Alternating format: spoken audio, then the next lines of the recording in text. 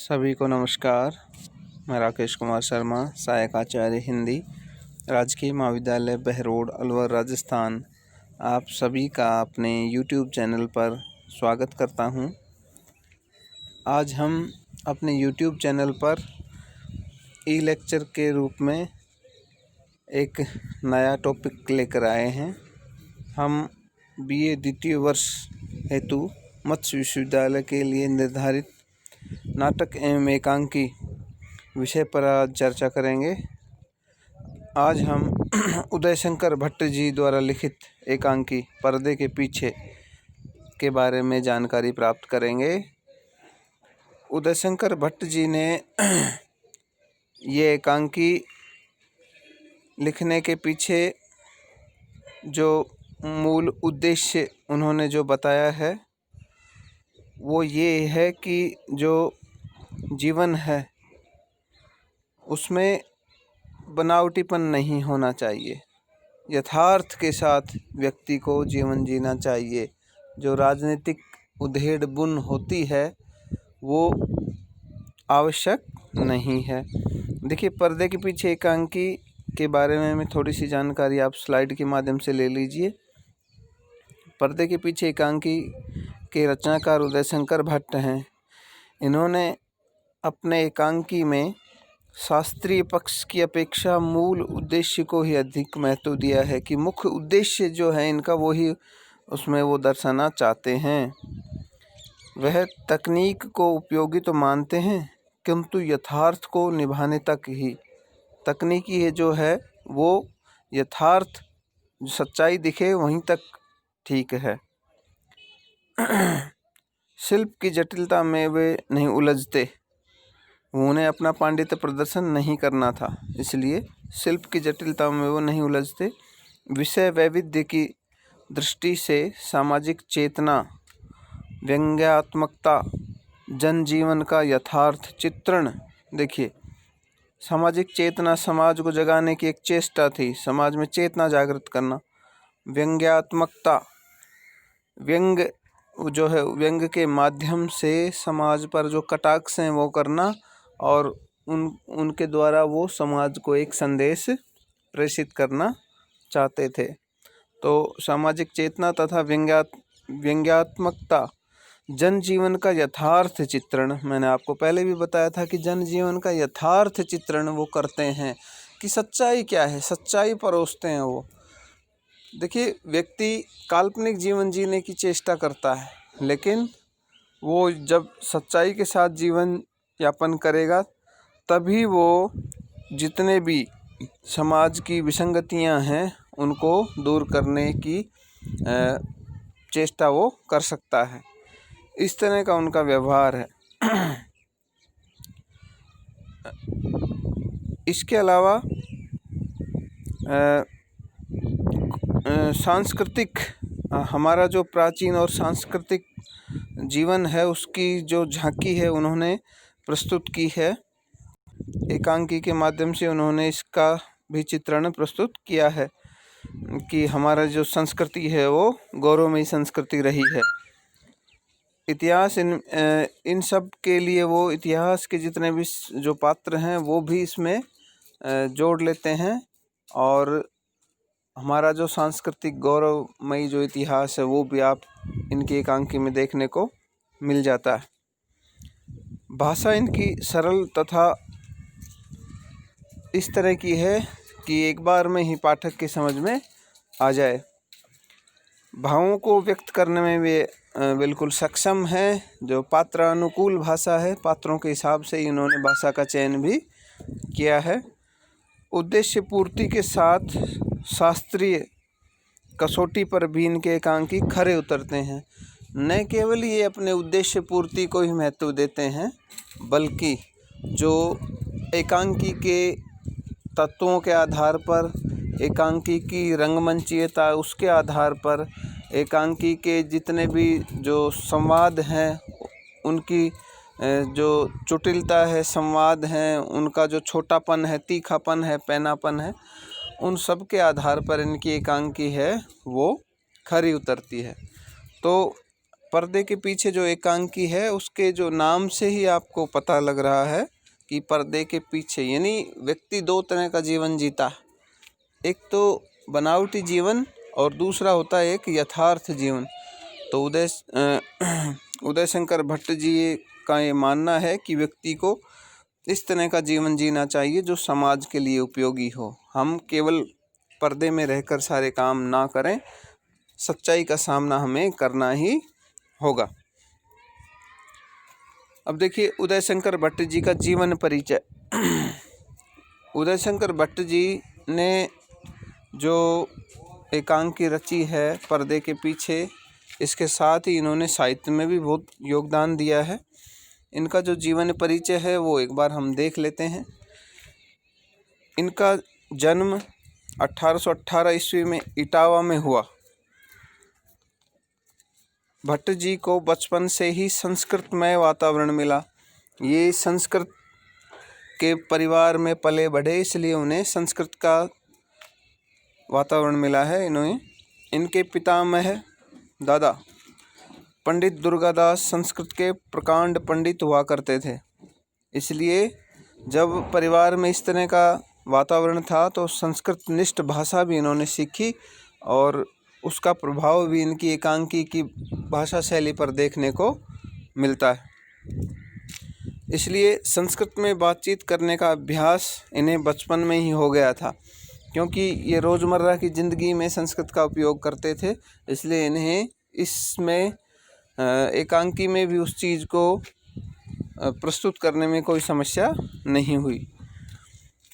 इनके पिता अंग्रेजी के विद्वान थे किंतु संस्कृत निष्ठ थे। अंग्रेजी का भी इन्हें ज्ञान था इनके पिता को, और लेकिन वो संस्कृत से जुड़े हुए थे। ब्रज में कविताएं भी वो रचते थे। भट्ट जी ने लाला लाजपत राय नेशनल कॉलेज लाहौर से प्रथम अध्यापन कार्य शुरू किया।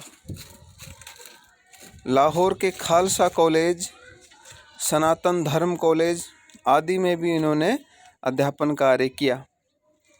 इसी दौरान नाटक लिखने की इनमें रुचि विकसित हुई। अचानक से इन्हें लगा कि मुझे अब रचना क्षेत्र में उतरना है और इन्हें नाटक लिखने की इनकी मंशा हुई। 1921-22 में असहयोग आंदोलन से ये प्रेरित हुए और असहयोग और राजस्व तथा चित्तरंजन दास आदि रचनाएं इन्होंने लिखी, और इसके साथ ही इन रचनाओं को लिखने के साथ साथ इन्होंने इनका मंचन भी किया। रंगमंच पर मंचित करने में भी इन्होंने अपनी भूमिका निभाई। कांग्रेस द्वारा संचालित स्वतंत्रता आंदोलन में भी इन्होंने भाग लिया। स्वतंत्रता के बाद आकाशवाणी में परामर्शदाता एवं निर्देशक रहे। ये आकाशवाणी में भी इन्होंने अपना योगदान दिया है। उदय शंकर भट्ट जी का साहित्य को योगदान क्या है, ये भी हम एक तरह से जान लेते हैं। उदय शंकर भट्ट जी ने साहित्य में बहुत बड़ा योगदान दिया है। वो हिंदी साहित्य के क्षेत्र में एक अनोखे साहित्यकार के रूप में उभरे हैं। इन्होंने उदय शंकर भट्ट जी का साहित्य को योगदान यदि हम बिंदुवार देखें तो हम इस तरह से देख सकते हैं। बहुमुखी प्रतिभा के धनी भट्ट जी ने काव्य, नाटक, एकांकी, उपन्यास और निबंध लिखे। यानी इन्होंने काव्य पर भी, नाटक पर भी, एकांकी पर भी, उपन्यास पर भी और निबंध पर भी अपनी लेखनी चलाई है। कृष्ण चंद्रिका, शकुंतला, समस्याएं और तम, जीवन और संघर्ष इनकी संपादित रचनाएं हैं। आप इनको नोट कर सकते हैं। कृष्ण चंद्रिका, शकुंतला, समस्याएं और तम, जीवन और संघर्ष इनकी संपादित रचनाएं हैं। इसके अलावा इनका क्या योगदान है देखिए। लोक परलोक, शेष अवशेष, वह जो मैंने देखा, सागर, लहरें और मनुष्य आदि इनके प्रसिद्ध उपन्यास हैं। यानी उपन्यास के क्षेत्र में भी इन्होंने अपना लोहा मनवाया। साहित्य के स्वर, निबंध संग्रह, साहित्यकेश्वर नामक इनका निबंध संग्रह है। विद्रोहिणी अम्बा, विक्रमादित्य, सागर विजय, अंतहीन अंत, शक विजय आदि इनके प्रमुख नाटक हैं। तक्षशिला, राका, अमृत और विष, कौन्तेय कथा इत्यादि इनके प्रमुख काव्य संग्रह हैं। इसके अलावा देखिए इतना जो बहुमुखी प्रतिभा का धनी जो साहित्यकार है, उसकी कुछ अन्य जो उपलब्धियां हैं एकांकी के क्षेत्र में क्या क्या हैं वो भी हम देख लेते हैं। अभिनव एकांकी, विश्वामित्र और दो भावनाट्य, आदिम युग और अन्य नाटक, स्त्री का हृदय, समस्या का अंत, कालिदास एक ध्वनि रूपक है जो कालिदास, धूम शिखा, अंधकार और प्रकाश, पर्दे के पीछे वही एकांकी है जिसका हम आगे अध्ययन करेंगे।